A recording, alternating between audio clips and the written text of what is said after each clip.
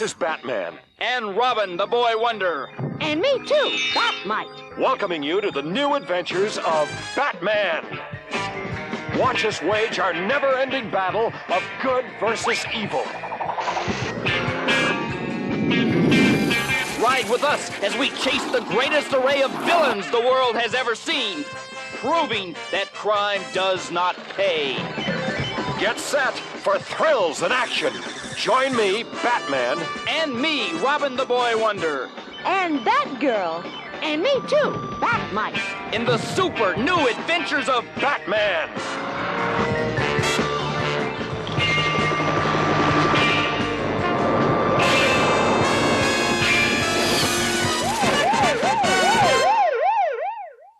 Welcome back, citizens, to an all-new episode of the Batcave podcast. It's your old bat chum, John S. Drew here, and this is it, gang. You've been hearing me talk about this at the end of so many episodes. It's coming, it's coming, it's coming, and it's finally here. We're going to start talking the Filmation 1977 Batman series starring Adam West and Burt Ward. Now, you know me, I don't like doing these things solo, and I thought this is a new look at a new series here. Let's bring someone in new to the Batcave here. I know Adam and Bert would probably disagree with bringing people in, but I can't help it. I like bringing them in here. From Comic Book Central. My God, I've been listening to your show for years, and I'm thrilled that you agreed to do this. Let me introduce you if you're not aware of the show, and if you are, then give a warm bat welcome to our good friend here, Joe Stuber. Mr. Stuber, welcome to the Batcave. Holy fantastic Filmation. John, how are you? I'm doing well. I am doing well. And I'm really, it's funny because you and I have been back and forthing on this. And I got to say, folks, little behind the scenes, pulling back the curtain. The reason this has taken so long is on my head, because every time we've tried to do this, I've had to back out for one reason or another. And it's something, that I've got to start thinking about too. Maybe I've got too much on my plate. Well, it's interesting you say that, because you're having to put it off actually worked out well for my schedule. We talked a little bit off mic too, but like you mentioned, Comic Book Central. Thank you very much. I appreciate you doing that. Sure. And I love your podcast as well. I love all your podcasts. You have so many. I know. And they're all the things that I love. They're all the things that are on my shelf and my DVDs. And so I love that. But I have, over this new season of this new year of Comic Book Central, I did dial back. I was knocking out 50 episodes a year.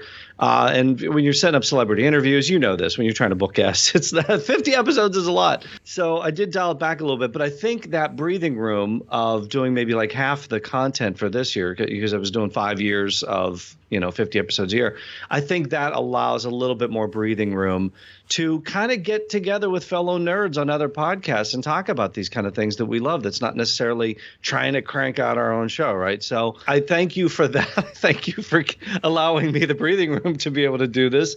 And you love Filmation. I love Filmation.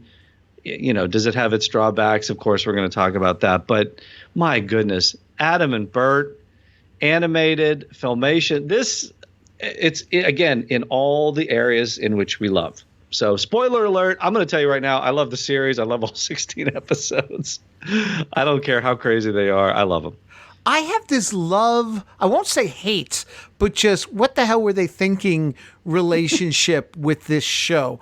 There are things about it that. Okay, so you're going to go a little darker than I am. Probably. I'm going to probably. All right, that's good. That's a yin and yang. There'll be a little moment. There'll be moments there of darkness, but there's also like such joy. Like, I did the 68 series with Dan Greenfield from 13th Dimension.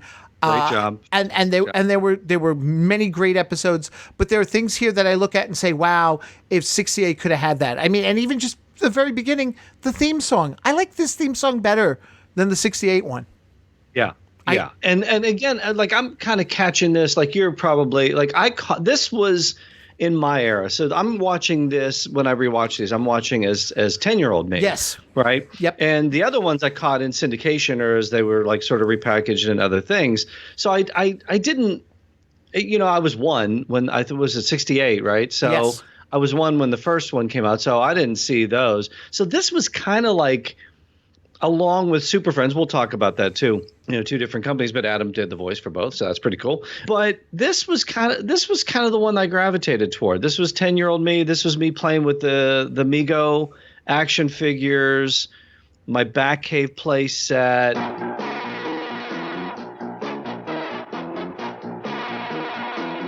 Uh-oh, it's the Penguin. And the Joker. What can they be up to? Oh no, are they going to steal the Batmobile? Can it be? Can they get away with it? Flash the bat signal. The dynamic duo will be needed here for this. I hope they see it. Success! Into action, Robin. The Batcave's computer plots the strategy. They'll need Batcycle and Batcopter for this one. Let's split up and hit them high and low, Boy Wonder. Holy Leap and Batcycle! We've got to capture those dastardly villains. Trapped at the pass!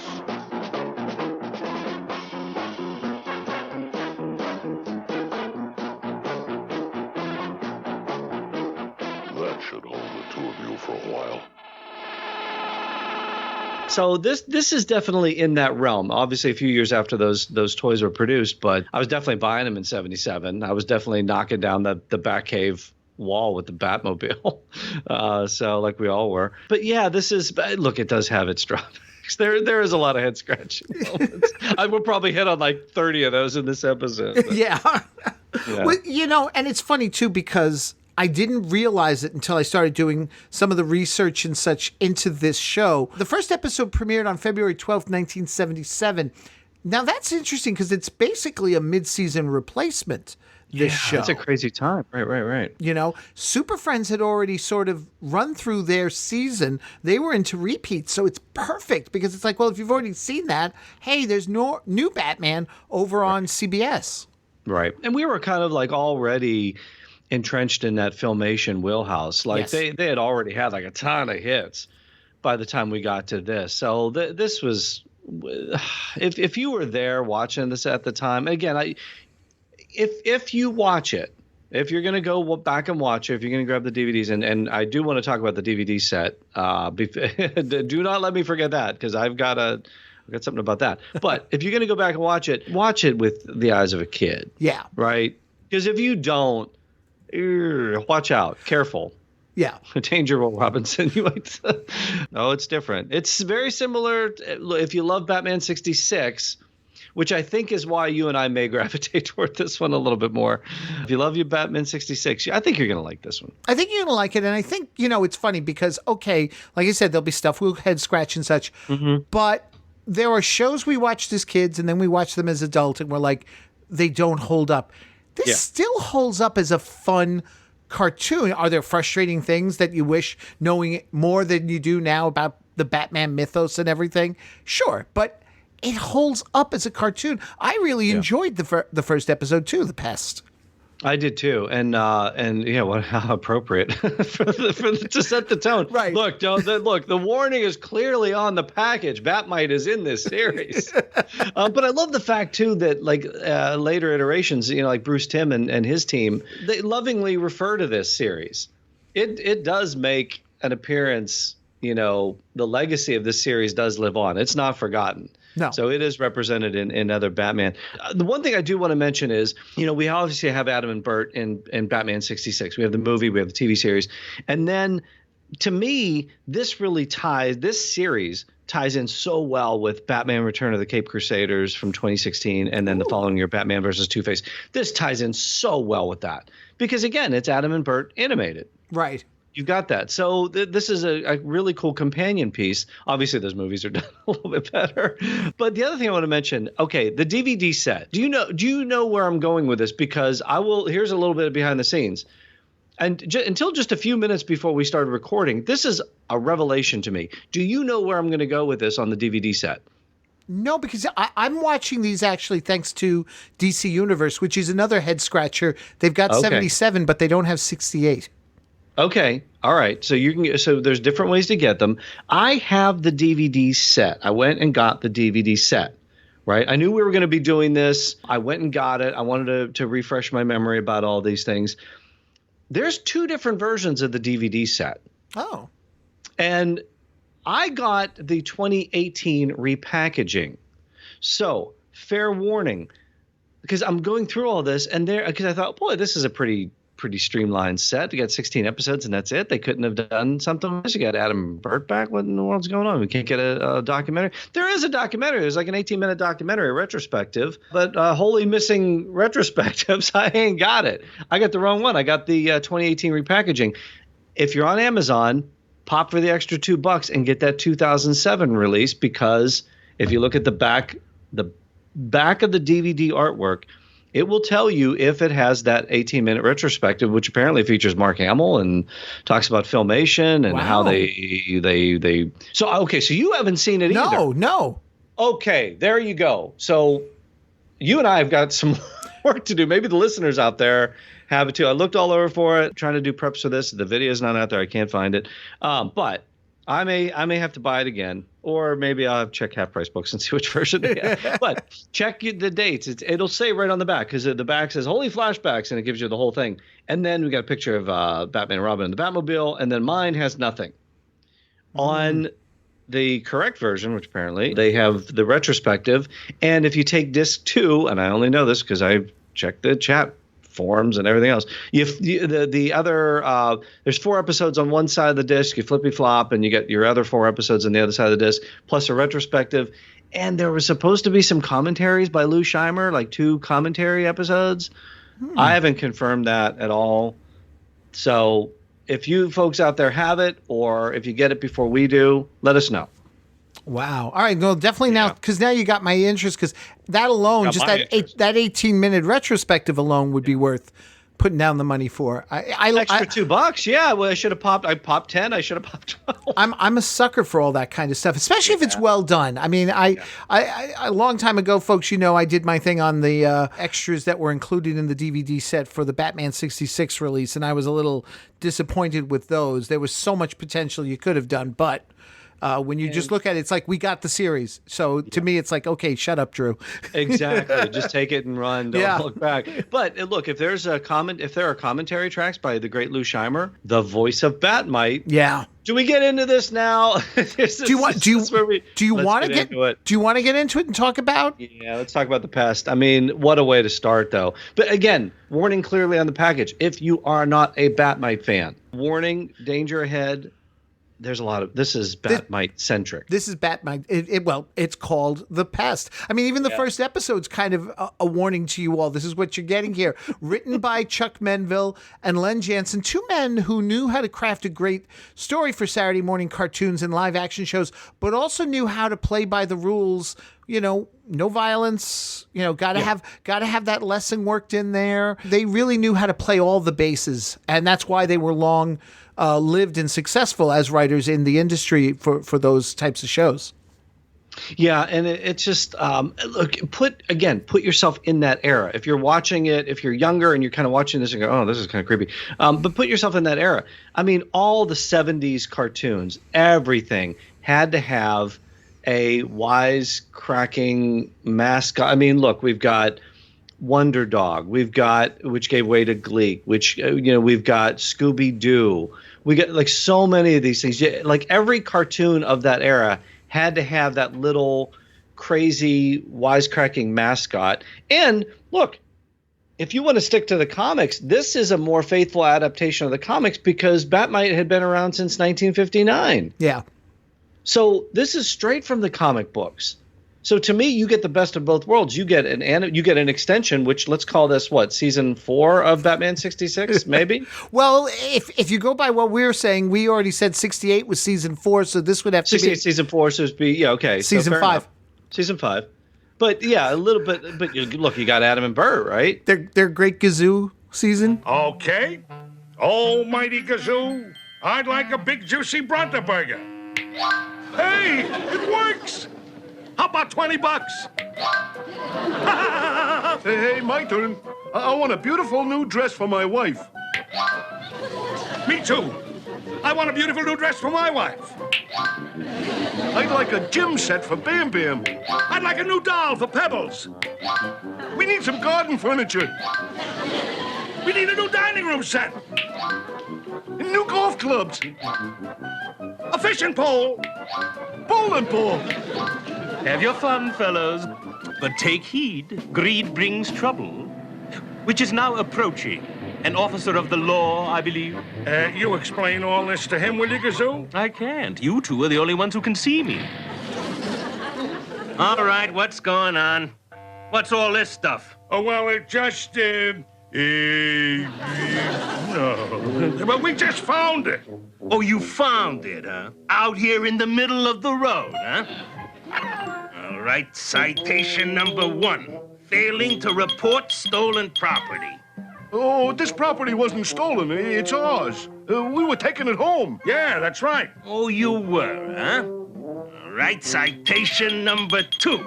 Transporting stolen property. Gazoo, we changed our minds. We don't want this stuff, at least for now. As you wish. I love the Great Gazoo. Maybe that's why I don't mind Batmite as much. Right. Because I love me some Harvey Korman. Maybe if he'd have been voiced by Harvey Korman, maybe that'd been better. Lou was slashing the budget here, man. He's like, I'll do it. He'll do it. But he and what's his name, who also did a lot of the voice work for Filmation, they were pretty decent voice actors. Well, Lenny Weinrib was most of the voices on it, right? Gordon, Joker, Penguin, Freeze, Electric Chameleon, Devious, Clayface, so many here. They kind of did that in Star Trek too. Like, good on them, they got the original voice cast, but they did kind of cut the budget on a few of them, and Nimoy had to put his foot down. Poor Walter Koenig, but he did have to put his foot down and go, look, you got to get at least the first season folks in here. Right. Now, I want to just for a second, since you mentioned Lenny Weinrib, because I was floored by this man's vocal talents. He was Magic Mongo for the Croft Super Show. He was Fred on the Flintstone Kids. He was Rocky on Voltron, Scrappy Doo, Gomez on the 73 Addams Family, Inch High Private Eye. This one killed me. Superman on the Brady Kids. Up, and away! What's that up there? It's a bird. It's a bird. It's a plane. It's Superman.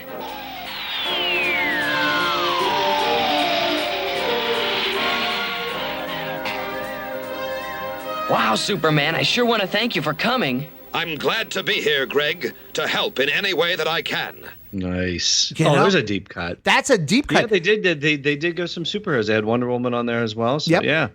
Moonrock on Pebbles and Bam Bam. And he was also the voice of H.R. Pufnstuf. I mean, that's flooring me how much he contributed to our childhoods. That's the talent. Yeah. That is absolutely the talent too. And I thought he does a great job as Joker here. A little Ted Knight-ish. A little. I'm gonna lean more toward that than Manic. A little more Ted Knight-ish. Yeah. And then we've got. We'll talk about this episode, but if as we're introducing this series, I also got to say some weird things happen. Like no Riddler, right? Except he's in the opening credits. He's in the opening credits in a pink suit.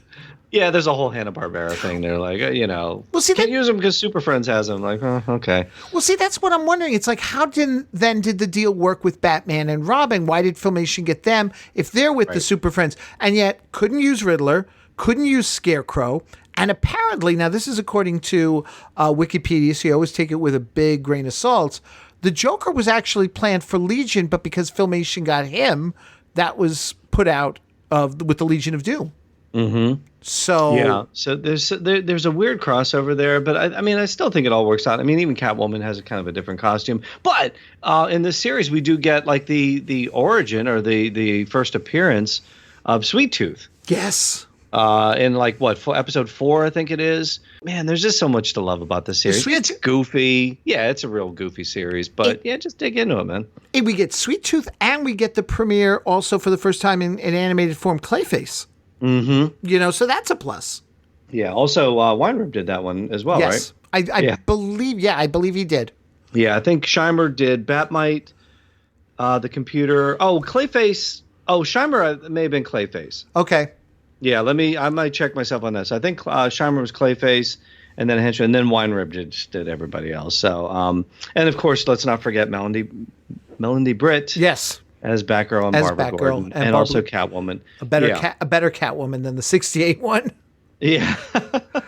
So we get Batgirl in the series. So yeah, this is really, if you love you some Batman 66, it's a really good one. So, and again, just put yourself in that era. You had to have that sort of wacky little, it's for kids. Yeah. You had to have the sort of little mascot. Now, in this particular episode, fair enough. It's called the Pest. It's like all about Batmite. And then he's got that, you mentioned Scrappy Doo. I kind of, he's a step up from Scrappy Doo. Can we be fair about that? We can be fair about that. I don't think he's as bad as Scrappy Doo was. And he's got his own catchphrase, too. All I want to do is help. All I wanted to do was help. Oh. And when he starts crying in the Bat boat, I kind of felt sorry for him. He just wants to. He's like a really big Batman fan, right? So is he supposed to be us? I think he's the voice of us. Like if you could do those things, right? Mm-hmm. Wouldn't you put on a little suit with ears and hang out with Batman? See, I get all that and everything, and I even will say I did like the fact that Batmite allowed Adam West as Bruce or Batman to be annoyed sometimes, because it wasn't always just the even toned. I mean, yeah, sometimes we saw Batman annoyed in the 66 series, but most of the time he was always even toned. I'm the good guy. I'm this. He would lose it like sometimes with him. Batmite, I thought we told you to stay in your own world and out of our hair. I tried. I really did. But it was dreadfully boring. I love the line when he's like, we all have our weak moments. But that's like, because in the 66 series, like you said, he always seems to have it together. But this allows that sort of Batman Adam West version intonation that, like Shatner does his Shatner thing. Adam West does his Adam West thing. But this almost allows him to go comedically with it, like so over the top with that intonation as Batman. It's not the Batman that has it all together. It's a Batman that's frazzled. It's like, come on, really? It's so cool. But in all honesty, even Dick Grayson is irritating him because, okay, so this we've said it's basically Batman 66, but it's kind of not, because we don't have Aunt Harriet. We don't have Alfred. Alfred, right? So they're like in this big mansion by themselves, and Dick's making dinner. With peanut butter and sardines. Yes. And I know it's like, what's the worst thing we can give kids, right? And they come and go, ew. But he does that. So there's just a lot of exasperation on the part of Adam West from all ends, not just Batmite. Well, with the exception of with Batgirl, because here in this series, Batgirl, even though she's not in this episode to start things out, which I also thought was interesting, she's given a better deal as a crime fighter alongside the two. Yeah. She's not girl hostage. No, this is a much better version too. And keep in mind as you're watching this too, all of the limitations that Filmation giveth and Filmation taketh away all the time. Keep in mind the limitations on the animation too. Like you're going to see the like Robin's R is like, I think, reversed. The color scheme. Yeah, it stays reversed through the whole thing though. This time, it's not a mistake. It's like no, intentional. It's not a mistake. Like they intentional. But like even in the opening, like in this episode. When they jump into the Batmobile, like Batman jumps into the passenger side, and Robin jumps into the driver's side, and then when they're driving, it's correct when they show the close up, and then it's fixed in other episodes. So there's always like that reverse animation thing going on. Yep. And the animation is used over and over and over again, and the music, it is the Filmation library music, and you will get tired of the music as you watch the episodes because they use it over and over and over and over again. See, now there's one I don't get tired of the music with this series because, especially with the Batman theme, as we're going to go through this series, because I've watched a few other episodes, they do variations, whether it's more up-tempo or slower or creepy, but it's always the theme. I appreciate, we also get the Star Trek space battle music. We get some of the Shazam music and such, or the Brady Kids music. We do get those brought in as well. Again, cost-cutting measures. But the animation, even though it's still pretty much the Filmation style. In fact, many of the models, I mean, Batman, Robin, Joker, they're from the 68 series, just dusted off, made a little brighter and such. But then you've got, like you said, a new Catwoman, a new Gordon. And I didn't realize this till I was reading up on it. Filmation's now using rotoscope, which allows for a bit more fluid animation. Yeah, it's such a mixed bag with Filmation and they did that on the Flash Gordon series as well, because you see that incorporated in some elements. You're like, wow, that looks really cool. And I think you saw that on when it became like the Batman Tarzan Super 7, or I forget the official title, but you saw that in some of the Tarzan animation as well. And then you've got like really basic overused animation too, like just the same shot over and over again. So yes. Again, it looks cool in a lot of spots, and it looks cheesy in spots, but that's Filmation. If you're a lover of Filmation, you're going to love this series. Didn't you get from this series though that this would have made a really cool toy line? You know, it's funny you say that, because that was something we did talk about too with the 68 series. Yeah. Filmation's designs for their vehicles for both shows, toys would have been awesome with this. Yeah, because you got like the tricked out Batmobile. I mean, it's got like this foam thing, and there's like what are those like hydraulic jacks that they go, and you get the Bat Gyro, where the ejector seat becomes the Bat Gyro, and it becomes like this James Bond looking thing. I think, if I'm not mistaken, Figures Toy Company, they're releasing like toys based on this particular version, right? The 77 version. Are they? I believe so. November 2019, they announced. I think they've got Batman. I think they got Joker. Wow. So, do a little Googling and see where we're at with that. Those things, sometimes they come, sometimes they go. I don't know. Right. But to me, it's like, now I don't know if I would do like a very large scale version of this. I would think like a really cool, like you could do a Wayne Manor, you could do the Batcave, you could do the Batmobile, and you could trick these things out. How cool would it be to have a Sweet Tooth figure? Yeah. Right? I mean, give me a Paul Lynde figure. I'd be all in on that. But yeah, this whole Filmation thing but it was the Mego, maybe just because Mego had such a lock on it, and it was in that style of like, you got a 68 series, and then the Mego figures, I think, came out in 72, 73, started, and then worked their way all through the 70s. Maybe it was just because they had such a lock on that sort of version, because the Joker always looked like that. Right. They sort of kept that same style. I don't know. I just I'd be down for a toy line based on this series. Oh, sure. I would be too. A Batmobile, because that Batmobile was, I liked it because it's like, on the one hand, they kept some of the elements of 68, but then it's like, or not even 68, the 66 series, but then it's like, okay, but it's our car, and it's even more streamlined. I'm not going to say better, because anytime I suggest that you could do the Batmobile better from 66, I get too many angry letters. But still response, right? People are paying attention. Hey, any negative, positive, people are paying attention. I'm down with it. True. Look, anytime you can get Nerd Nation to either accept or revolt, man, you got them paying attention. So we're all part of that. Look, there's things we love, there's things we hate. And we get online and we spout off, right? Or right. We got to send a message to somebody. The other cool thing about this is that Burt Ward doesn't. He's not just like in the holy. He does. I mean. But we get like some variations. In this one, we got like Smoking Smithereens? Yes. Yep. And I think in a later episode, there's Great Balls of Gravity. So it's not just like the holy, which we saw that in Crisis on Infinite Earths recently, which was so cool. And good on you for getting them. Schedule-wise, it didn't work out for Comic Book Central, but I'm glad one of us got them for Crisis.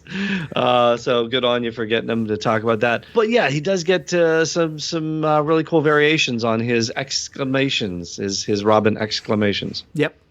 By the way, speaking of cars, because this episode actually does deal with a car as well, because we're not going to do this. There's a plot. There's a plot. There's a plot. There's a story. Holy storyline. And something, there is a story. I mean, for all kidding aside and everything about how we go on about Batmite and what have you and everything, there is a story. And what's interesting is this is a story of the Joker stealing a new hydrogen-powered car, but he's unaware that the car has defects. It hasn't really been perfected yet.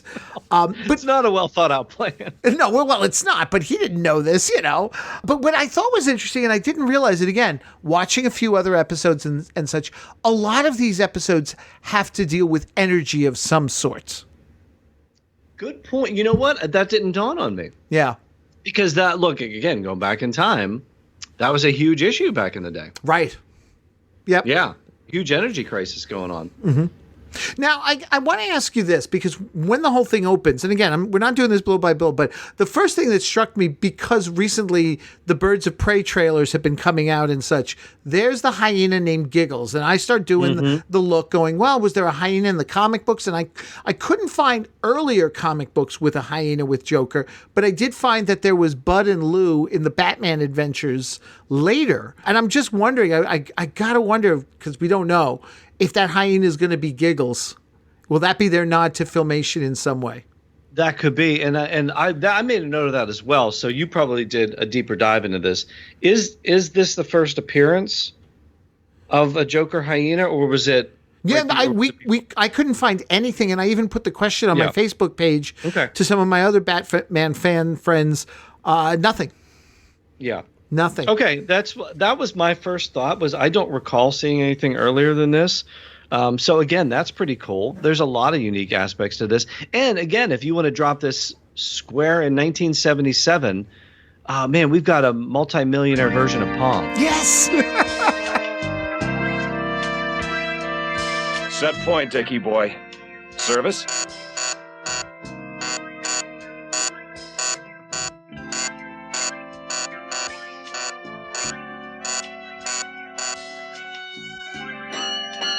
Nice shot.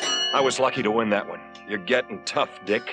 Are you really going to hold me to our bet? I sure am. You're cooking all the meals for a whole week, my boy. Which reminds me, I'm starving. What's for dinner? What else? My specialty. Not peanut butter and sardine pie. That's the one. I'm glad we didn't play winner take all. Bruce, the bat signal. The commissioner wants us. To the Batcave. That was so cool. I was like, what a throwback. What an Atari throwback that was. It was. Yeah, it's if you love some 1970, if you love Batman 66 and you love Batman 77, this is the way to do it, man. Yep. This is like the best of both worlds. So yeah, we've got like new characters being introduced, new hyenas being introduced, Batmite, coming into play. So there's a lot of unique aspects to this series. And I think that's why, because it's so different, there's a sense of familiarity about it, but yet it's so different and so of its era. And I think that's why I gravitate toward it, because again, I was 10 years old, so I was totally grooving on this. Well, it's also funny because you say, you're saying fourth season. If I remember correctly, in the 68 Filmation series, there were no bat poles. Oh, right. And we see bat poles. I mean, they go down poles. They don't say the bat. Why I almost kind of like, look, you're the expert, so you call the shot. But in my brain, I always kind of viewed this one as the fourth season. Right. Just because it was Adam and Burt. I mean, if for no other reason. But you're right; those elements are here that we loved from the '66 series. Although I think again with Filmation, weren't they flip-flopped? They were. I think they went down the wrong pole. They went down the wrong poles. Exactly. Yeah. Right. And of course, when they come down the poles, we don't see them coming down. It's sliding doors that open, and the two are standing there, revealed, ready to go. But which is cool for animation, but it kind of reminds me of Star Trek, because I view the Filmation as Star Trek season 4, and it was like all those things that they wanted to do in the series, and they couldn't. Like you couldn't get a bat boat. Well, in the movie, yeah, right. Because you had a budget. Right. But you weren't doing that on the TV show. No. You weren't having all the vehicles. I mean, they were just using the stock footage of the Batmobile over and over again a lot of times. But in this one, you could do whatever you want. It's kind of like the Star Trek Filmation thing where it's like, boy, you could just write whatever you want. Yes. The writers could just go nuts with it, and they kind of did. They did, yeah. Well, as they did too, then when we get to the movies later on with Return of the Cape Crusaders, we've got a bat rocket, so... Yeah, exactly. Yeah. So just take it next level, and just to have Burt and Adam as part of that, to be that as part of the legacy. It's like Batman 66 never went away. It never did. Yeah. Ever. To this day, it doesn't. Because if people say Batman and Adam West, it's people go, oh, yeah, I know. Everybody's got their version of it. And Yeah. this was just an extension of that. I mean, you take it to Legends of the Superheroes too. I certainly have had, talked about that on Comic Book Central a lot. And it's like, that was another version of that. And then you take Adam into Super Friends and you got an 80s version of it. And there's just always that ever-present Adam West Batman there. And it will never go away. Everybody's got a version of it. Actually, now that you say that, then you could take him into the 90s with the animated series where he's the Gray Ghost. Or the car shows. And then what is it? Is Brave and the Bold 2010s? Yeah, it is. I'm going to say, I think so. Yeah. So 2010s, and there he is as Bruce Wayne's father. Yeah. And just that voice. I mean, and we get so much of it in this series. Yeah. We get so much of Adam in here. And Burt is just, I mean, even to this day, he still pulls off the voice, but it's like, it's that inflection. It's that excitement that he brings to it. It's Adam's stoic nature mixed with some disgruntlement at this point. Yes. And it's the ever-present exuberance of Burt Ward. I love the series. But yeah, it is very Filmation. To me, I think one of my favorite Adam West lines in it We have a lot of hot water here. Anyone for tea? it puts that so square in the 60s era. Oh, it does. Yep. Yeah. But why are they eating dinner in costume? Did you figure that out? The very end, when they're eating dinner in costume, I couldn't figure that out at all. I didn't get it. And he calls him Robin. Yes. In Wayne Manor. Like, really? Okay. And it's not like, someone's going to go and answer the door because there's no Alfred. So no, there's nobody there. They're just hanging out by themselves too. The thing is though, and there were things in this that I was like, hey, that's cool. I like the fact that Robin has a bat ring signal that has this very powerful beam, so he can send the bat signal up into the sky himself just by holding up his hand. Yeah, a lot of those things you just wouldn't do in the series. And yeah, I think this just makes such a really cool toy line. Let's see what Figures Toy Company does with it. Maybe they'll knock it out of the park. Maybe we'll just get a couple things. But this show's always getting love, right? Yep. Whether it's from Bruce Timm or Figures or whatever. This series, it has not been forgotten. And it's certainly not forgotten on this podcast, that's for sure. Nope. I loved Joker's ability to mimic voices. Hey! Welcome aboard, Boy Blunder. Joker, you'll have to give up the professor's car. It's going to explode. Sure. And I'm Santa Claus.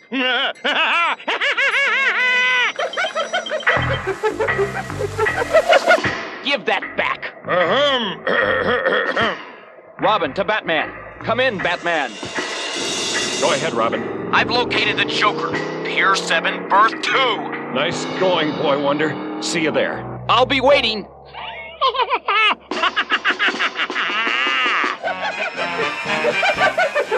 Which I hope they'll pick up on and use again in future episodes. Yeah. He does it dead on Burt Ward, doesn't he? Yeah, he does. Now, I got to say, I know we said limitations of animation, but there are those moments, just like I did with Dan with the 68 Filmation series. There's moments that you stop and you're like, oh, wow, that's really good. There's a point where Batmite decides to go look for Joker himself, and he gets caught by Giggles. And what they do is they show Giggles' shadow holding Batmite by the cape, and he approaches Joker, and it's Joker's shadow. And just the way it's all stretched out, I was like, that's very effective. It's not really animated, but it's just the drawing was beautiful to look at.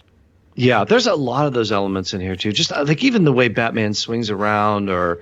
again, some of those acrobatics, although it's weird in the closing credits, but like some of those different things, like some of the angles they even take, like not necessarily like the 45 degree angle of the 66 series, but just some different angles that they took.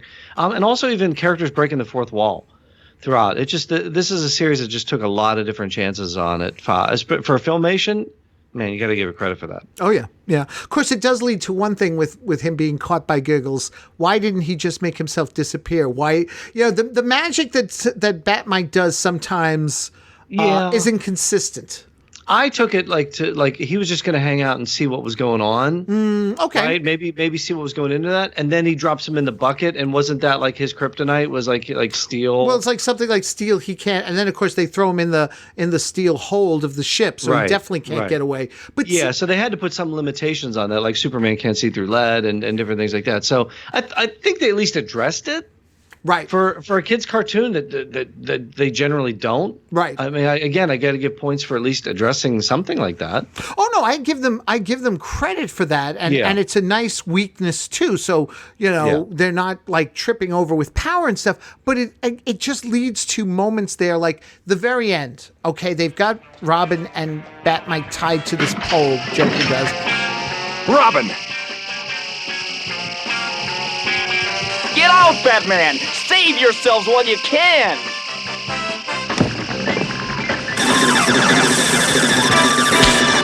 Professor, how do you shut this car down? Professor! There's a fuse box on the right side of the engine. There's a trip switch at the bottom.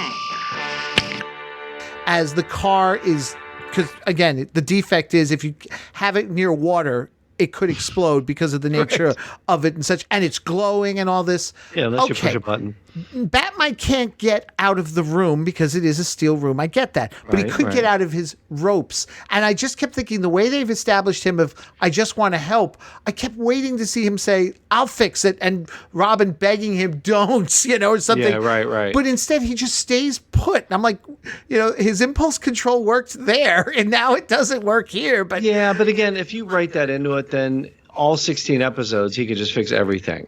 Well, not even say he could fix it. He'd actually fix it and maybe make it worse. And then Batman comes in and ta-da, saves the day. I mean, he does come in and ta-da, save the day. We even get a bat laser as he cuts them loose from their ropes, which was really cool. But it's just the little things like that, just for moments there, because then the adult in me goes, no, wait. And then I have to remember, okay, this is for the kids. And as kids... Again, as I said at the beginning, you got to watch it as a kid. It's going to all start to break apart. And if you start trying to apply logic to Batmite, John, you're in trouble, my friend. You're gonna have a tough 15 more episodes to go through.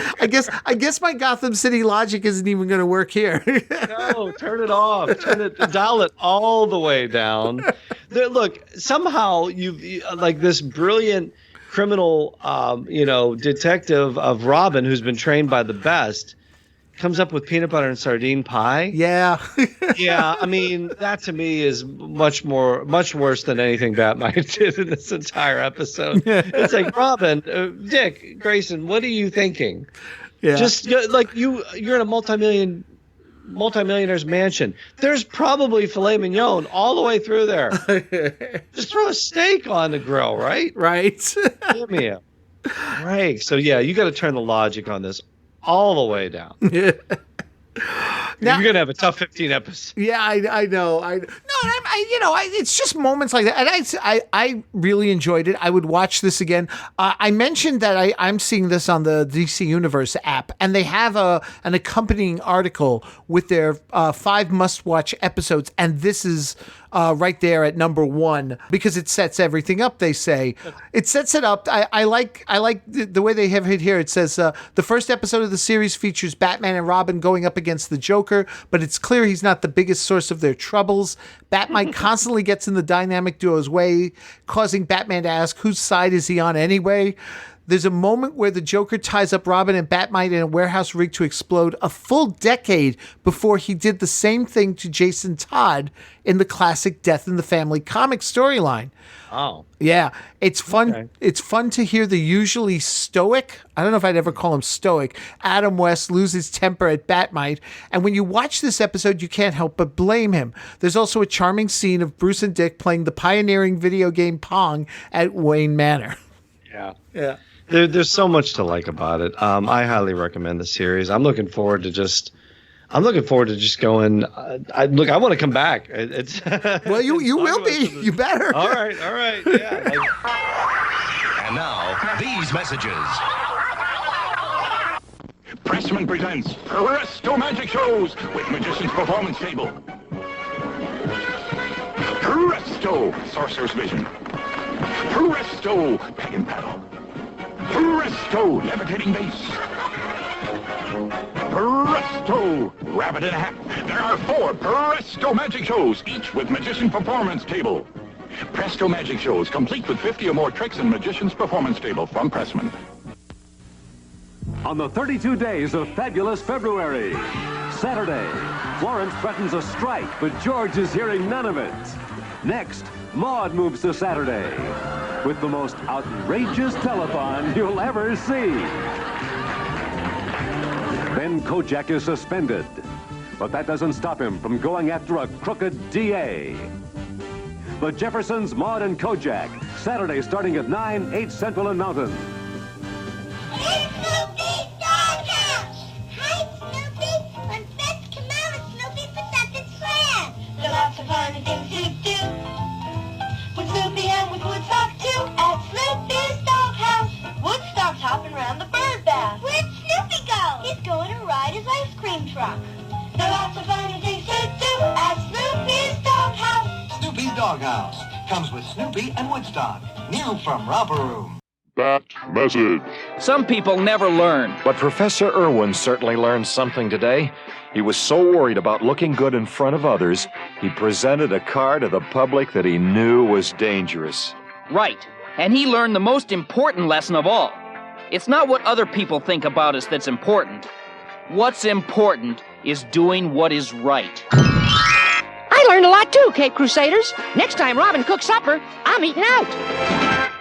See, now here's the thing. This one, I felt watching the Bat message here, it was stretching just to come up with because the whole episode didn't hang on this moral where like we see it with Shazam and ISIS. This was, okay, what can we pull from this that sounds like we're giving a message to the kids? And as we go on, it looks like eventually, especially get towards the later episodes, they stop trying to have the Bat message be moralistic and just more like a last chance to do a joke. Yeah, or just a recap or something. Or something like, yeah. Yeah, but again, I always give Filmation points for trying because so much of what we see today, and I know this sounds like, get off my lawn guy, but so much of what we see today is just explosions and fights and violence and a bunch of stuff. And like, I don't have kids. I have one of the 4-footed furry variety, and he's not into cartoons. But if I had kids, I'd be really careful about what they're watching, right? Oh, sure. Like, yeah, there's just so much like weirdness out there right now. But with the Filmation stuff, you think about Fat Albert, you think about Shazam and ISIS, you think about all these things. They were always trying to teach kids something. There was always like maybe a little something that might make you a little bit better at the end of the episode. And I always give points for that. Maybe on some episodes it works, maybe on some it doesn't, but I always give points for trying. They always try to figure out, hey, kids are watching this. Can we teach? Hey guys, can we teach them something in this? Can we educate them somehow? Sure, let's try it. All right, that one's a stretch, but we'll try it anyway. So I always give them points for that. I didn't look to see at the end in the credits if the educational advisors like we see on Shazam and ISIS were there, or Fat Albert for that matter. Yeah. It didn't jump out at me, right. But that's not to say it wasn't there, but I kind of glanced at those two and I didn't see it. But again, it's just kind of nice to know it's there. I think I was just so distracted by Batman doing gymnastics throughout Gotham City. Well, that was a little strange to me, but that was awesome, though. That to me was awesome because that really showed. What was he doing? He's got like a little extra free time. Just get to the Batmobile. Like Robin's hanging out in the Batmobile waiting for him. He's like, "You done?"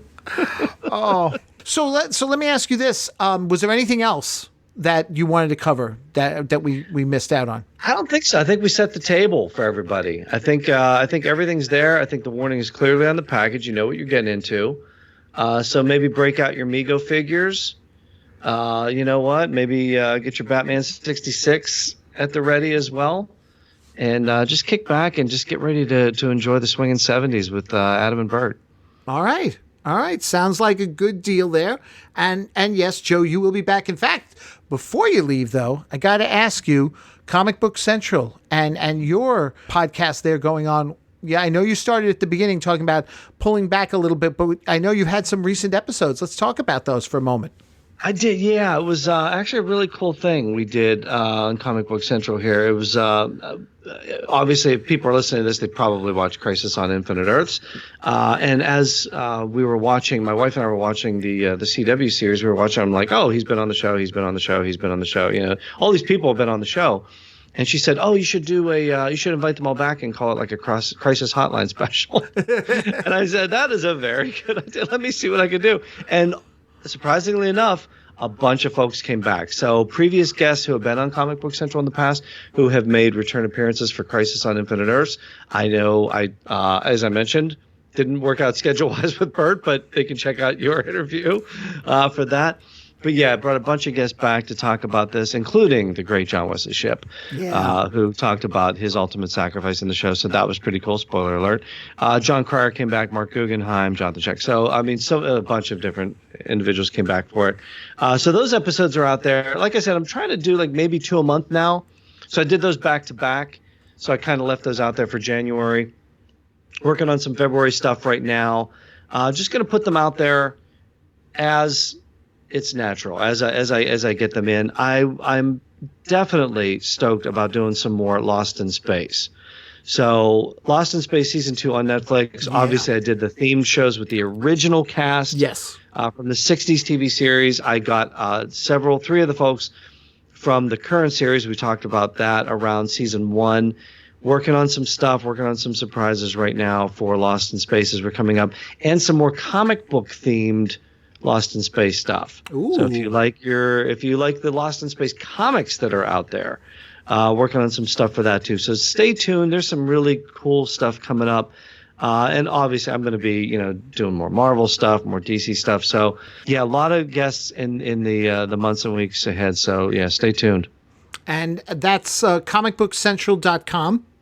comicbookcentral.net. Yep, that's where you're going to find the main archive. So you can dig into the archive on there. Of course, Apple Podcast. Spreaker.com is the main hub for the show. So we're coming out of Spreaker, and those episodes can be found there as well. iHeartRadio, Spotify. Yeah, it's just about everywhere. So wherever the cool podcasts are found, you can find us living there as well. Well over 300 episodes out there. So if you're new to the show, enjoy. There's a nice backlog there for you of all kinds of things. Plus, we've got I'm going to be doing some more comic conventions this year. Obviously, Terrificon coming up, Cincinnati Comic Expo toward the end of the year. So I always bring you some goodness from those shows as well. Very cool. Very cool. And we'll make sure that we also have links up for you as well to find it if you're checking this out through our website at batcavepodcast.com. So that's going to do it then for this episode. Next time around when Joe and I get together, we're actually going to be dealing with a new adversary for Batman, Robin, and Batmite. It's the Moon Man. Oh, that's going to be amazing. Yeah. And again, I think energy plays a big part in how the Moon Man works as a villain.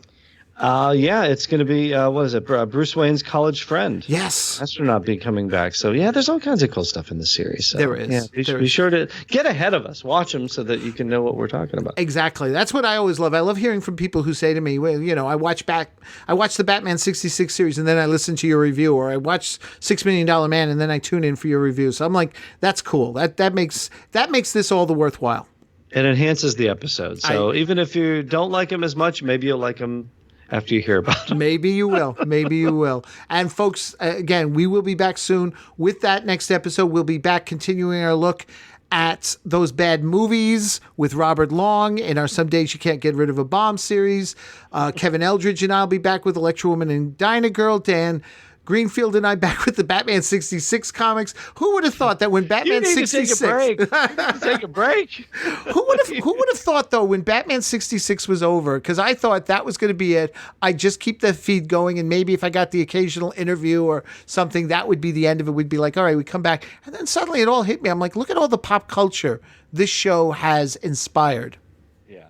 Oh, that's why I love it when we talk about these things on Comic Book Central. It's like all these things came out of there. So you think about the cheesy stuff in the 70s and 80s, and even some of the 90s, and when it got like real serious in the 2000s, it's like all this stuff comes out. And you can go back to the George Reeves era, and you can go back to the serials, which I know you talked about as well. So it's the stuff we love. It's like those comic books coming to life, right? That's it. Comic books coming to life. You don't mind me taking the tag phrase for this episode? I mean, you may have to kick in a couple of bucks. So, folks, until next time, thank you so much for listening. Once again, everyone, take care. Take care, folks.